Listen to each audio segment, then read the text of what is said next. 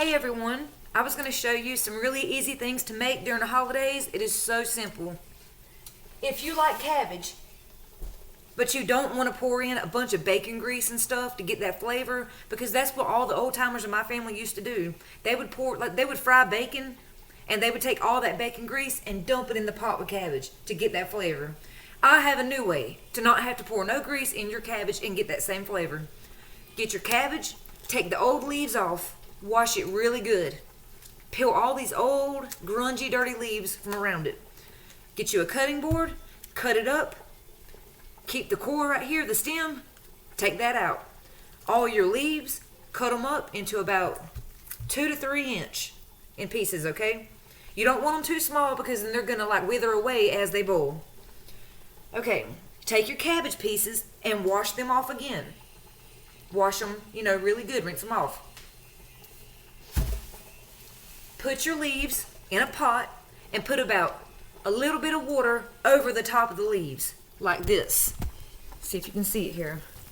If you see, the water is right above the leaves. Okay, get you a pack of bacon, add in, now I cut my bacon in half to make it smaller so it'll cook faster. Put in a pack of bacon, you can get regular or smoked. Add it in with the cabbage leaves, start boiling. Keep it boiling for about 30 minutes or until it's cooked and tender. Okay, let me set this back down. Now, get you some chicken and beef bouillon cubes. They got these at most any stores. You can add both or either one. I use both. It's a little cube like this. Take the paper off of it, toss it in the pot, stir it up. It will dissolve on its own. It's fine. Now, if you cannot get your hands on any kind of bouillon cubes, if you have ramen noodles, that little seasoning pack, chicken or beef, take that packet out, pour it in your cabbage. Keep tasting it. Make sure you like the flavor and that it's strong enough. This comes in handy for a lot of things. We'll get back to that. So, add your bouillon cubes, however much salt and pepper you like. I like a lot of pepper. I don't like a lot of salt, so just a little bit of salt. Now, I put in a little bit of garlic powder. Enough to have the flavor. Some people like to add in pecans because they like, walnuts, pecans, whatever, stuff like that. If you like that, you can. I don't, so I'm not going to put it in. So far, we've got cabbage, bouillon cubes, seasoning, bacon. Now, you can add sausage or you can add ham. I'm going to have cabbage, bacon, and ham in this pot. A lot of times I put sausage in it because it's just so good. And you're going to boil it until it's nice and tender. Now see, this is almost done. Now you don't want it to be falling completely apart. Now some people like that. I don't want mine like that, but you can. Okay, once you've got all the seasoning that you want in it, put all this up. And like I said, if you don't have bouillon cubes, don't be afraid to experiment with ramen noodle seasoning packs. They make some really strong seasoning. And I use it for a lot of stuff. Now they also make this like bouillon base. It's like roasted bouillon base. It's a liquid. If you have that, use it. Okay, now we got that boiling. That's gonna boil until it's done. Our yellow rice. If you get yellow rice and you don't really have nothing to go in it, or it's not strong enough, take your ramen noodle seasoning pack, add it to it. Chicken flavor. You can do the beef flavor too. I know different times when I was very poor, I would buy white rice or yellow rice, and I would add in the shrimp flavor, or one night I do beef, one night I do chicken, oriental. They're all really good with rice. I know a lot of recipes with this stuff, trust me. When you grow up poor and you've had to live poor, you learn how to make a lot of different stuff. So my yellow rice, it's going to have sausage in it and all kinds of stuff. Now, I do yams. You can get yams that are already cooked. This is what I get. Now, a lot of times I'll get sweet potatoes and boil them, but today I did not have no time. So I got 2 cans of the, what is it, 40 ounce? Yeah, I got 2 cans of the Bruce's yams. These are 40 ounce cans. 2 40 ounce cans. Strain all the syrup out of it. So go get a strainer, pour this in it, and strain all the liquid out. Take your yams, pour them in a bowl. Get your brown sugar, okay? And you're going to take the yams and the brown sugar and add as much brown sugar as you want in it and keep tasting it to make sure it's not too sweet or not sweet enough. Now you can choose to mash your yams up, and I'll show you like how mine are. 1 minute. You can choose to mash them up like mashed potatoes and mix it in with the brown sugar, or you can just leave them whole like they are. It does not matter. Just put them in a pan, mix them up with brown sugar, and put marshmallows on top of it. You're done. All you got to do now is put it in the oven. Let me get these spread out a little bit better. Okay, I'm going to eat that one. I'm going to eat this one too. Yummy. Okay.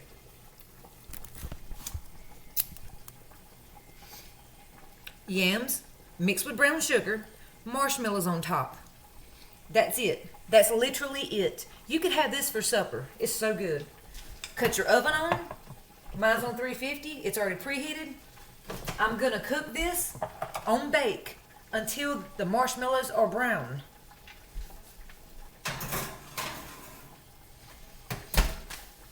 That's it. It's that simple. 2 meals already done. I mean, you can't ask for anything easier than that. I mean, like I said, with the cabbage. Now, I'm going to save this one because I already have so much going on cooking right now. But you can take cabbage. You can add, like I said, clean it, cut it up, wash it, add it to a pot, put your water about that far above it, get it boiling. You can put in bacon, sausage, ham, whatever you want in it. You can eat just plain cabbage and buy like the seasoning, like the bouillon cubes, the ramen noodle flavor. You can buy any kind of seasoning you want to go in this. You can buy crawfish seasoning if you want. You can put freaking taco seasoning. It don't matter. You can use whatever kind of seasoning you want if you just want the cabbage. Or if you just want to boil it by itself with salt and pepper, have plain cabbage. I like a lot of flavor to mine. Okay, what's next? Deviled eggs. Oh boy. Here we go. So, when I do my deviled eggs, I have Duke's mayonnaise. We'll have a little bit of mustard. And our sweet gherkin pickles. Okay. Now, I've got my eggs over here. I got to move all this stuff. Of course, I'm always messy because it's the holidays. So I've got my eggs, and I've already got them boiled. Now, I use brown eggs for my deviled eggs, okay? I love brown eggs, and they're my favorite. Now, I boiled my brown eggs in with a little bit of grease, oil, canola oil, vegetable oil, whatever. Doesn't matter, to help me be able to peel them easier. I love brown eggs.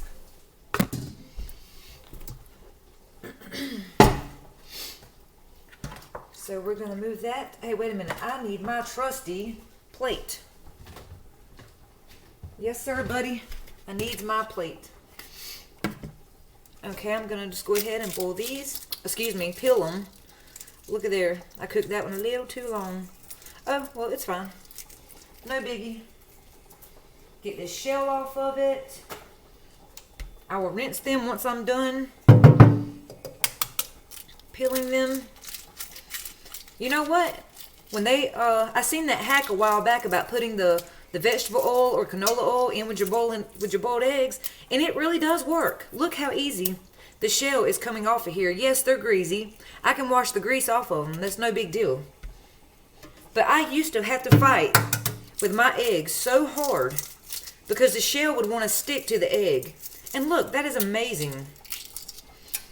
It comes off of there so easy. Awesome. That is great. Get those shells off of there.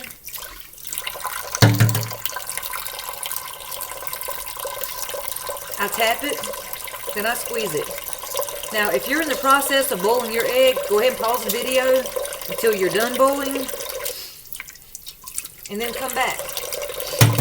And I'll show you how I make my famous deviled eggs. Now, I have never had one complaint about my deviled eggs. My grandma taught me how to make the deviled eggs the way I do. Oh, I grabbed that one in the wrong spot. Now I got an ugly deviled egg. Oh, well, I'm going to eat it anyways. I love boiled eggs. Dude, don't be a butthole. Leave it to me to boil them too long. You normally boil them about 10 to 12 minutes, or I do anyways, because I like for my yolk to be done. I cannot stand for my yolk to have like a hard raw space in the middle. It's so yucky. I like for mine to be nice and bright yellow. I like for there to be like a darker green outer coating. I know some people say that's like overcooked. Oh well, I like mine overcooked because I'm not trying to catch salmonella poisoning. So while we're peeling, what do you guys think about this new strain of the coronavirus that's going around? It's really, really sad to know that all these families are sick in the hospital. They can't see their families, especially with the holidays going on. It's sad that we've lost so many people. You know, this coronavirus really reminds me of the Black Plague. That's how many lives it's taking. It reminds me of that so much when I see those old videos. And everybody, you know, wearing the suits and the mask and stuff in the hospitals. A friend of mine is in the hospital now. She tested positive. She's fortunate enough that she's going to be able to go home and be quarantined. But she said that while she was in the hospital, there were so many people who are not fortunate, and they are stuck in the hospital. And some people were in really, really bad shape. And it's so sad. So sad, man, because nobody asked for this.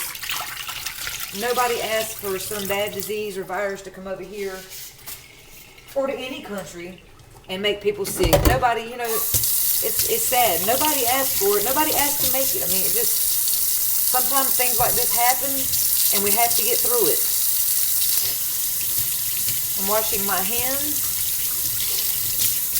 I'm going to get my strainer and rinse my eggs off really good because I cooked them in that grease.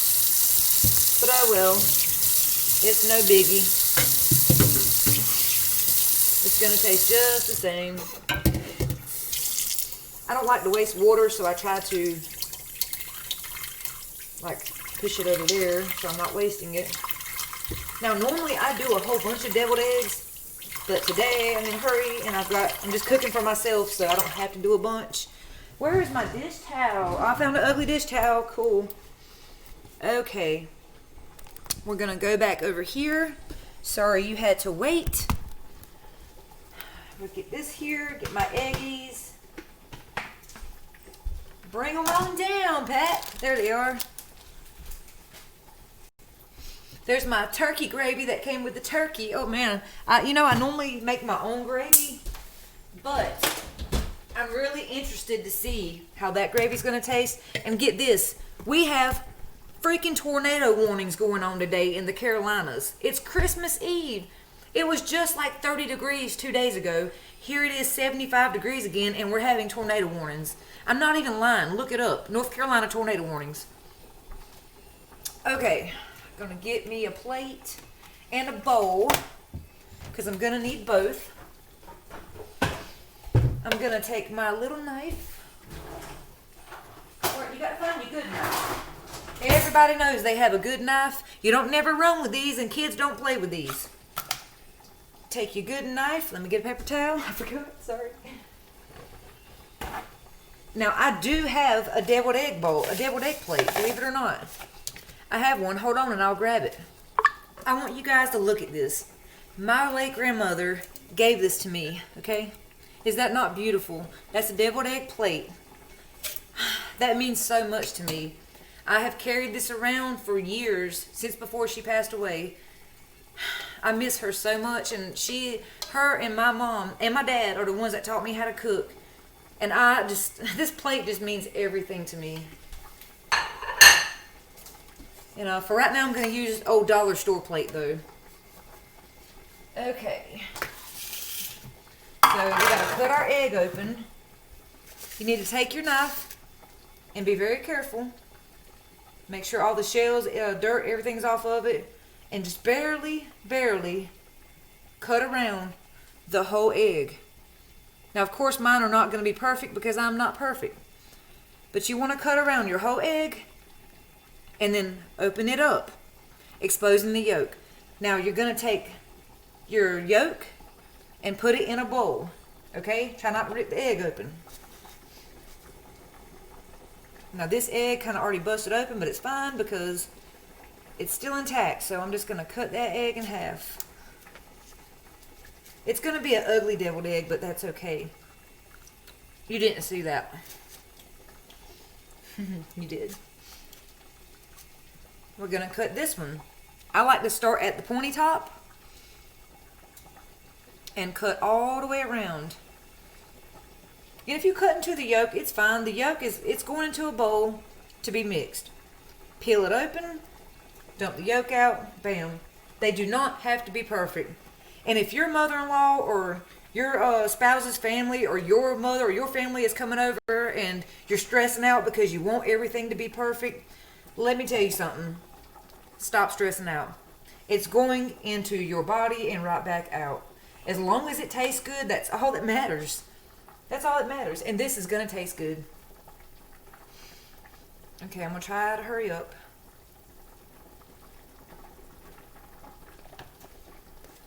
Going to try to hurry.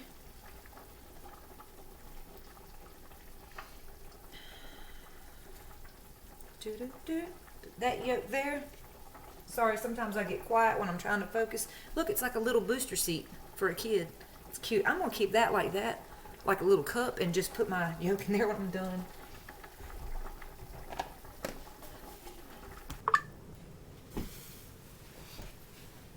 So we just had a tornado. Unfortunately, I can't finish the video. Sorry. Really bad weather today. Power's out.